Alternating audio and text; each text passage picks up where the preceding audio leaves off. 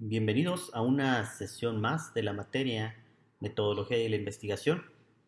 Esta semana vamos a tratar el tema alcance de la investigación. Para empezar, vamos a recordar el esquema del proceso de investigación que venimos manejando. Hablamos de que primero se debe concebir la idea de investigación. En el paso 2 se revisa la literatura o se hace el marco teórico para conocer a profundidad el tema. Una vez que se sabe sobre la temática y se ha revisado, se está en condiciones de plantear el problema de investigación.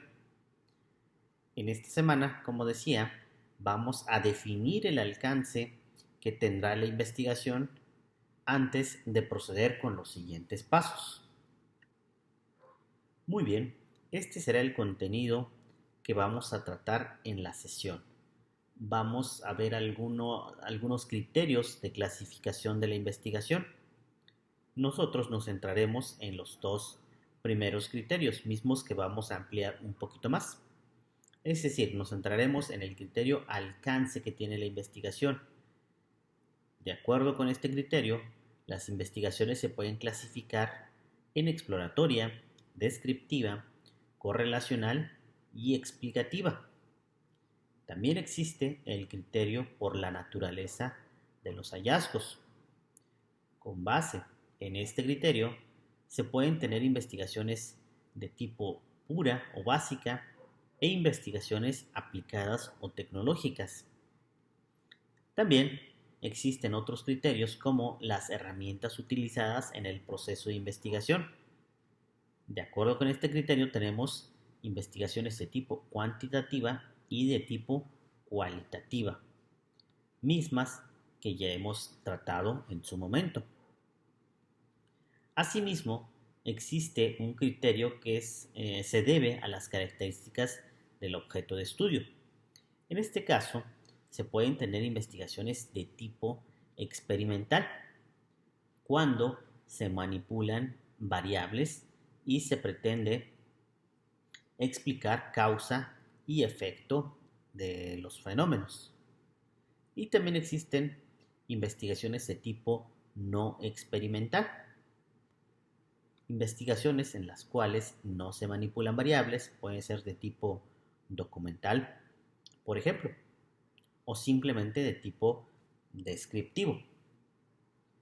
Cabe aclarar que no debemos de mezclar los diferentes criterios de clasificación que ponemos en este contenido.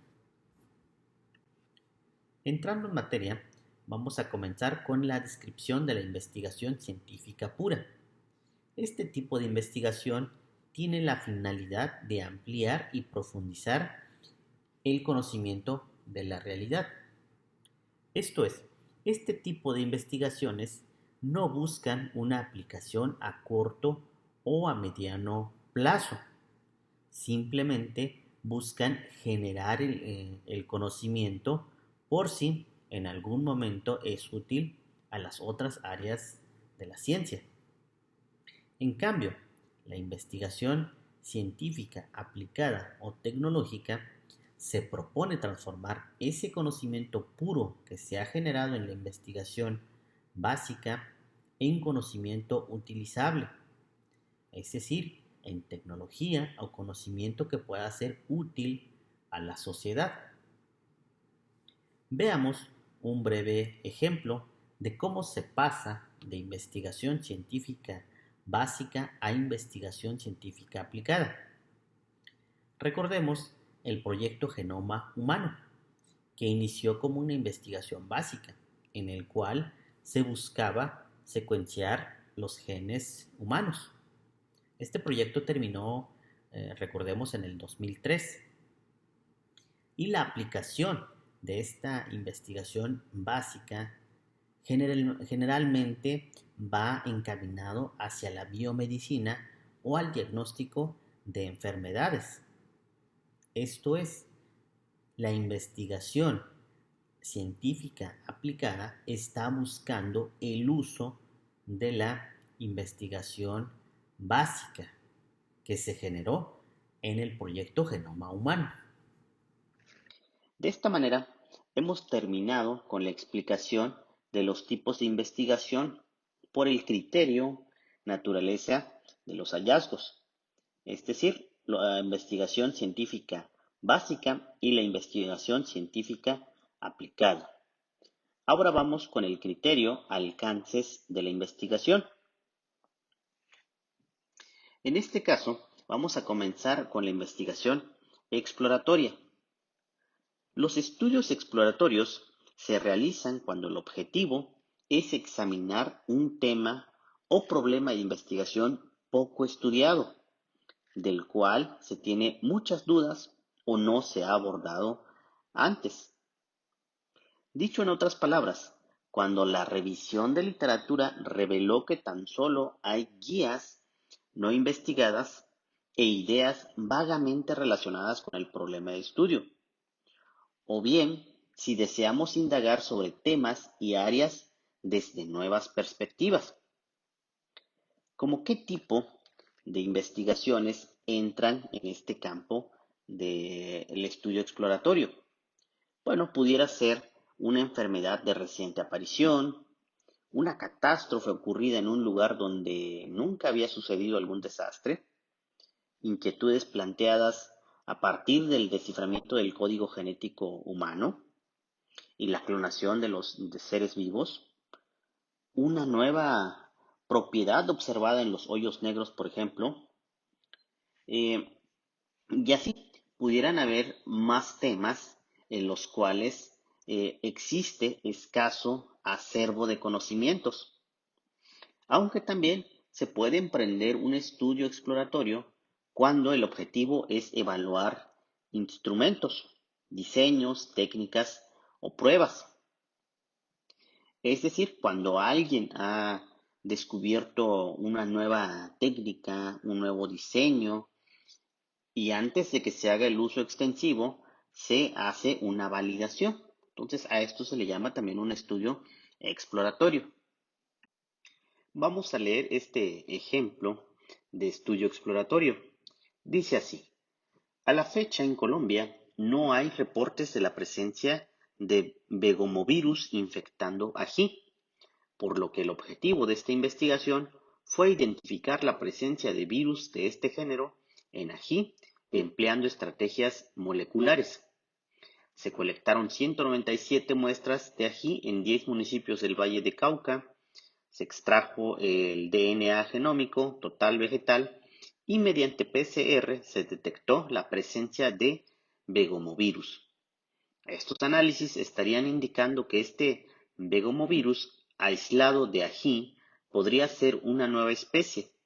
De acuerdo con la literatura, este es el primer reporte de un vegomovirus infectando cultivos de ají en Colombia. Como verán, este es un estudio de corte exploratorio porque no hay estudios de ese tipo en la región, o por lo menos estudios de este virus infectando al cultivo. Tal como lo habíamos explicado, es un estudio preliminar. Vamos con el tipo de investigación descriptiva. Los estudios descriptivos buscan especificar las propiedades, las características y los perfiles de personas, grupos, comunidades, procesos, objetos o cualquier otro fenómeno que se someta a un análisis. Esto es, miden, evalúan o recolectan datos sobre diversos conceptos, aspectos, dimensiones o componentes del fenómeno a investigar.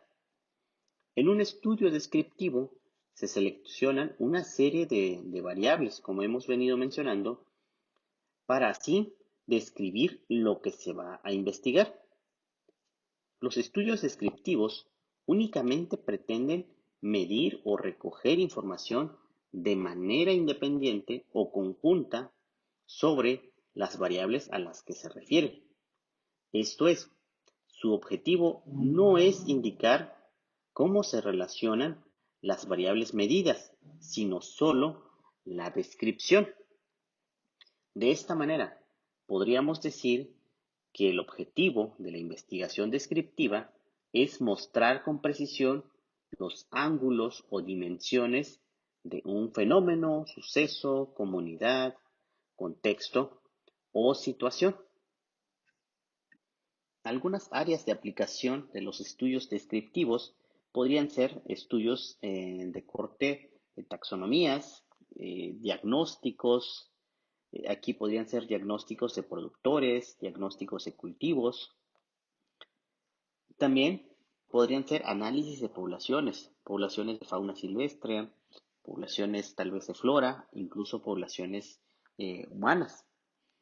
También entran aquí los estudios de mercado o análisis de mercados, caracterización de los sistemas de producción, podrían ser también ejemplos de aplicación de los estudios descriptivos, porque recordemos, aquí se plantean una serie de variables, se describen esas variables, aunque todavía no se llega a la correlación de estas variables. Ahora bien, aquí tenemos un breve ejemplo de cómo sería un estudio descriptivo. Ahí el título, La flora arbórea de Michoacán, México. El resumen dice así: mediante la revisión de literatura florístico-taxonómica, así como de la consulta del material depositado en los herbarios del Centro Regional del Bajío y del Instituto de Biología, se conformó una lista de 845 especies, 352 géneros y 100 familias de árboles para el estado de Michoacán. Asteraceae con 82 especies, Fabaceae 74, etc. El género Beisidia y 14 especies de árboles son endémicos del territorio Michoacán. Como verán, les decía, es un ejemplo de aplicación a la taxonomía. Se describe cuántas especies hay, cuántos géneros existen de la flora en una determinada región. Repito, solo se dedica a describir fenómenos, a describir poblaciones o a hacer caracterizaciones. La investigación correlacional tiene como finalidad conocer la relación o grado de asociación que existe entre dos o más variables de una muestra o contexto en particular. En ocasiones, solo se analiza la relación entre dos variables, pero con frecuencia se pueden asociar tres o más variables. En este sentido, para evaluar el grado de asociación entre dos o más variables, en los estudios correlacionales, primero se mide cada una de estas. Es decir, se mide en alguna unidad de medida y después se cuantifican, analizan y se establecen las mencionadas vinculaciones. Es importante recalcar que cuando comparamos o asociamos las variables, tienen que ser de la misma población o de la misma muestra, pues no se pueden comparar de muestras diferentes. La utilidad principal de los estudios correlacionales es saber cómo se comporta una variable al conocer el comportamiento de otras variables vinculadas. Es decir, si ya establecimos que hay una correlación, debemos saber de qué tipo es, si es una correlación positiva o correlación negativa. Y también cuál es el grado o intensidad. Tener una unidad de medición de la asociación. Con esto se tiene un cierto valor explicativo, aunque sea parcial, pero se puede definir para dónde se moverá una variable cuando la otra variable se mueva. Esto es, pudieran ser correlaciones positivas o correlaciones negativas. De esta manera, si sabemos que las variables están correlacionadas y se conoce la magnitud para dónde van, se pueden hacer predicciones. Ahora bien, también es importante cuidar las correlaciones espurias. Las correlaciones espurias son cuando aparentemente dos variables están asociadas o tienen correlación positiva o negativa, pero pudiera ser que estas variables no tengan nada que ver. Aquí un ejemplo de un estudio correlacional. Lleva por título Factores determinantes del uso de sorgo para alimentación de ganado bovino en el noroeste de México. Vamos a leer rápidamente el resumen, que dice así. Se utilizó un modelo de elección discreta para identificar los factores que inciden en la adopción de sorgo de 199 ganaderos. El número de años con asistencia técnica y la producción de leche resultaron significativas para la adopción. Aquellos que cuentan con mayor cantidad de recursos, infraestructura, maquinaria, ganado, tierra, jornales y asistencia técnica son los que adoptaron las variedades de sorgo. Como verán, y recordando la diapositiva pasada, primero elegimos las variables. Aquí las variables son asistencia técnica, que se mide en años, producción de leche en litros, la adopción de las variedades de sorgo, que se puede medir como una variable discreta. Esto es, ponerle unos a aquellos que adoptaron el cultivo y cero a aquellos que no adoptaron. En las siguientes variables, como por ejemplo ganado, se puede medir por número de cabezas, la tierra en hectáreas, los jornales en términos cuantitativos, 1 hasta n jornales, y asistencia técnica también en años, como lo decíamos. Después se hizo una asociación o una correlación, y en este caso se obtuvo que hay una asociación entre la asistencia técnica y el volumen de producción con respecto a la adopción del sorgo. Esto es, hay una correlación positiva. Mientras más años se tenga de asistencia técnica y mayor sea el volumen de producción de leche, mayor es la probabilidad de que se adopte las variedades de sorgo. Finalmente llegamos a la investigación explicativa. Los estudios de corte explicativo pretenden establecer las causas de los sucesos o fenómenos que se estudian. Los estudios explicativos van más allá de la descripción de conceptos o fenómenos, incluso del establecimiento de correlaciones entre variables. Es decir, están dirigidos a responder por las causas de los fenómenos tanto físicos como sociales. Como su nombre lo indica, su interés se centra en explicar por qué ocurre un fenómeno y en qué condiciones se manifiesta o por qué se correlacionan dos o más variables. En este sentido, para encontrar las causas, el investigador se da a la tarea de hacer manipulación de variables. Dicho en otras palabras, el investigador puede controlar ya sea temperatura, ya sea humedad o cualquier otra variable para encontrar las causas de un determinado fenómeno. Ahora bien, para poder hacer el control de las variables o la manipulación de las variables, se tiene que aislar y eliminar, es decir, encontrar aquellas variables que pudieran estar explicando la condición de un determinado fenómeno. Pero para poder aislar y eliminar las variables, se requiere que se cumplan dos requisitos: la relevancia explicativa y contrastabilidad. La relevancia explicativa significa que la variable tenga que ver o tenga una relación, la variable independiente tenga una relación con la dependiente.